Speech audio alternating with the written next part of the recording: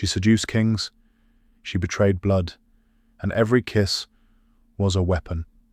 Cleopatra, celebrated as a goddess of beauty and intellect, was far from the romantic siren of legend. Beneath the crown lay a ruthless queen who turned lust into power and poison into rule. She made siblings pawns, lovers stepping stones, and empires crumble at her feet. What dark secrets did she bury beneath her throne? And what price did the world pay for her forbidden reign? This is the story of desire, betrayal, and blood, the shadowed truth of a queen who changed history forever. Stay until the end, because what you'll discover will rewrite everything you thought you knew about Cleopatra. In the shadowed halls of Alexandria's palace, where whispers of betrayal clung to the air like dust, Cleopatra VII was born into a dynasty rotting from within.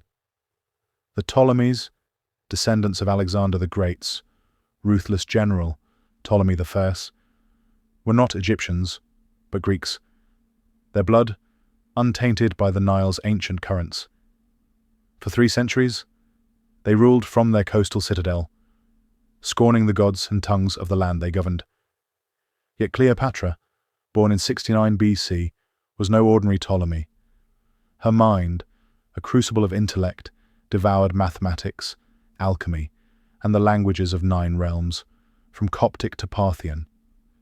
She was a predator in a world of prey, her ambition a flame that would consume all who stood in her path.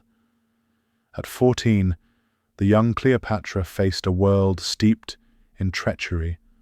Her mother's death, cloaked in mystery, left a void of power that her father, Ptolemy XII, struggled to fill.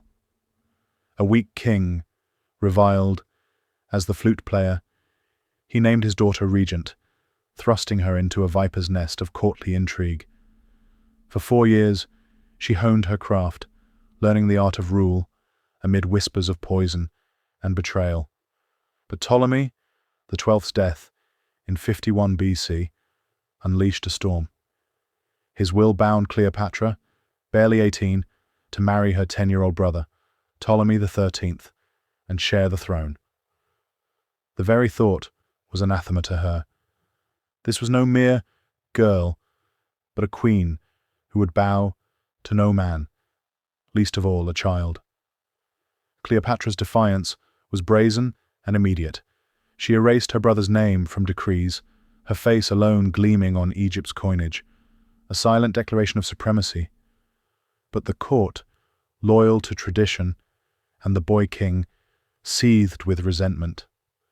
When Cleopatra sided with Syria against Rome's legions, she ignited the wrath of the empire.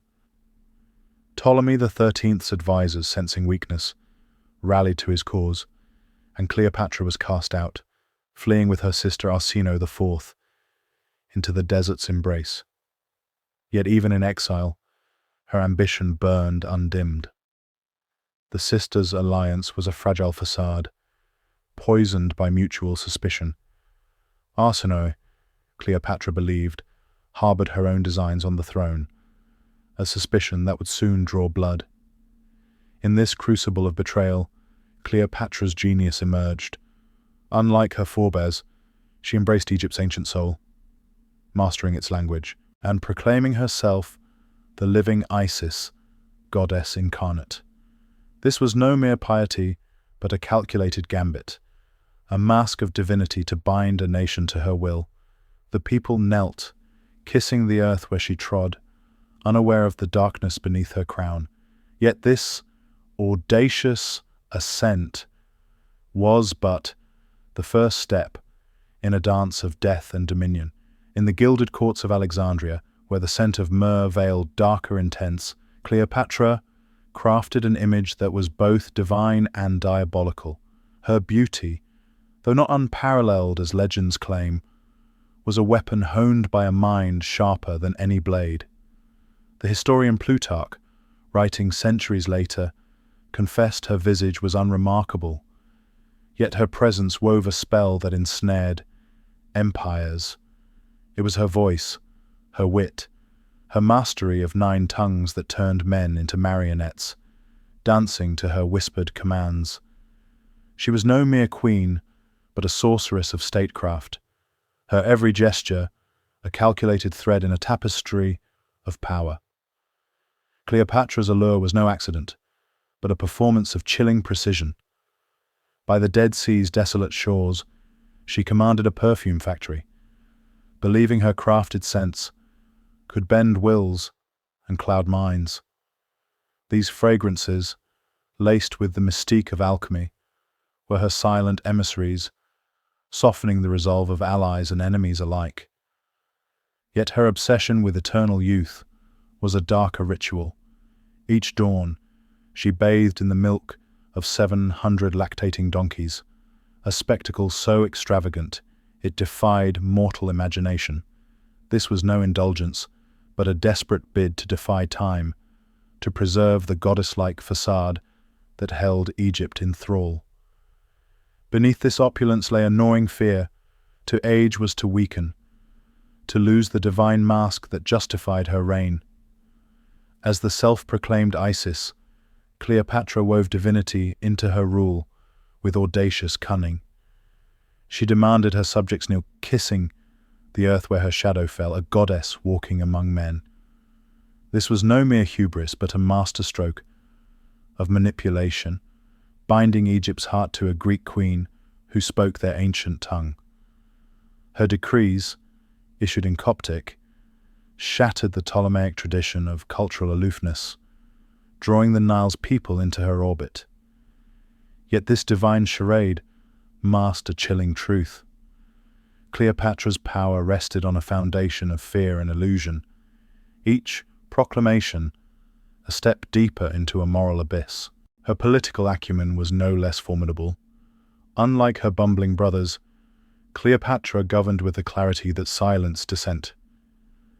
She navigated Alexandria's treacherous corridors, where loyalty was a fleeting coin, with a predator's grace. Every alliance, every smile, was a move in a game where thrones were won or lost in whispers. Yet her brilliance was a double-edged sword, for the higher she climbed, the darker the shadows she cast. What price would this goddess queen pay to maintain her enchanted dominion? In the crucible of Alexandria's intrigues, Cleopatra's heart was no sanctuary but a battlefield, where love was a weapon and blood the currency of power. Her alliance with Julius Caesar, Rome's indomitable conqueror, was no romance, but a chilling pact sealed in ambition. Emerging from a rolled carpet, in a daring spectacle, she ensnared Caesar's will, her wit and charm weaving a net around the general's iron heart. Their union bore a son, Caesarion, a child she envisioned as heir to 2 empires. Yet when Caesar, enthralled but unyielding, refused to name the boy his successor, Cleopatra's gaze turned colder. Bound by Ptolemaic tradition, she wed her youngest brother, Ptolemy XIV, a mere boy of 10. But this was a marriage in name alone, a hollow ritual soon stained with blood. Ptolemy XIV vanished, his life snuffed out by her command, clearing the path for Caesarion's ascent. Her brother Ptolemy XIII had fared no better. Exiled after their power struggle, Cleopatra returned with Caesar's legions, her ambition a tide that swept the boy king to his doom. His body, swallowed by the Nile's dark waters, marked the first of her siblings to fall. Her sister, Arsinoe IV, once a reluctant ally in exile, became another threat. Convinced of Arsinoe's treachery, Cleopatra's paranoia festered, her trust as fleeting as desert rain. Arsinoe's fate was sealed, her life extinguished to secure the throne. In Cleopatra's world, kinship was no shield. It was a chain to be broken. Then came Mark Antony, Rome's brash triumvir, ensnared by Cleopatra's divine theatrics. Draped as Aphrodite, she met him on a gilded barge, her presence a siren's call that drowned his martial plans. Antony abandoned Rome's wars for Alexandria's revels. Their nights a blur of decadence where jewelry dissolved in vinegar to win a wager worth millions today. Yet this was no mere dalliance. Cleopatra's seduction was a calculated snare, binding Antony to her cause as Rome burned in civil strife. He erected her statue beside Venus in Rome's sacred temple, a scandal that shook the eternal city. Her influence was a venom, coursing through Antony's veins, blinding him to the gathering storm of Octavian's ambition. Each lover, each sibling, was a pawn in Cleopatra's relentless game. Her heart, if it ever beat for love, was eclipsed by a hunger for dominion that spared no one. Yet as she danced on the edge of empires, the shadows of her deeds grew longer, whispering of a reckoning to come. As Cleopatra's star blazed over Alexandria, the heavens darkened with the shadow of her hubris. Her alliance with Mark Antony, once a gilded chain binding two empires, became a noose tightening around her throne. Their revels, drenched in opulence, blinded them to Octavian's rising power in Rome. Antony, bewitched by Cleopatra's spell, squandered his legion's loyalty, his dreams of conquest dissolving in the wine-soaked nights of Egypt. Octavian, Caesar's cunning heir, branded their union a betrayal, rallying Rome against the serpent of the Nile. At Actium, in 31 BC, their fleets clashed in a maelstrom of iron and flame. Cleopatra's sudden flight from the battle, her sails catching the wind, left Antony adrift, his heart and army shattered. The queen who had ensnared empires now fled to her gilded cage. In Alexandria's twilight, Cleopatra's wiles faltered. Antony, broken by defeat, fell upon his sword, his life ebbing as she watched. Alone she faced Octavian's inexorable advance. Legend whispers of her final act, her serpent's kiss, an asp's venom coursing through her veins, robbing Rome of its prize. Whether truth or myth, her death in 30 BC was a final defiance, a queen choosing oblivion over subjugation. Egypt, her jewel, was swallowed by Rome's insatiable maw, its gods silenced, its glory entombed. Yet Cleopatra's shadow lingers, a spectre woven into history's fabric. Her name, once synonymous with divine allure, became a cautionary tale of ambition unbound.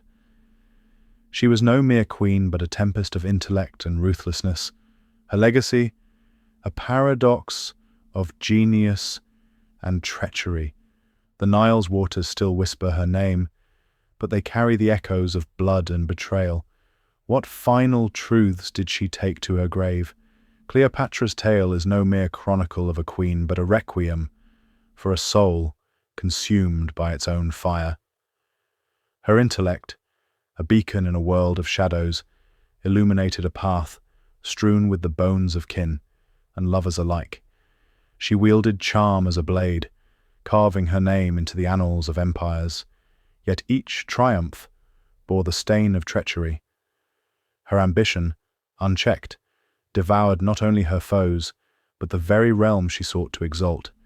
History, that merciless scribe, records her as both goddess and gorgon, a paradox whose truth eludes the ages. What lesson lingers in her fall? Power, when wed to ruthlessness, becomes a pyre that consumes both ruler and realm. The sands of Egypt, once kissed by her divine shadow, now whisper only of loss. A kingdom lost to Rome, a queen lost to time. For those drawn to the shadows of history, subscribe and share reflections in the comments below, where the echoes of the past await.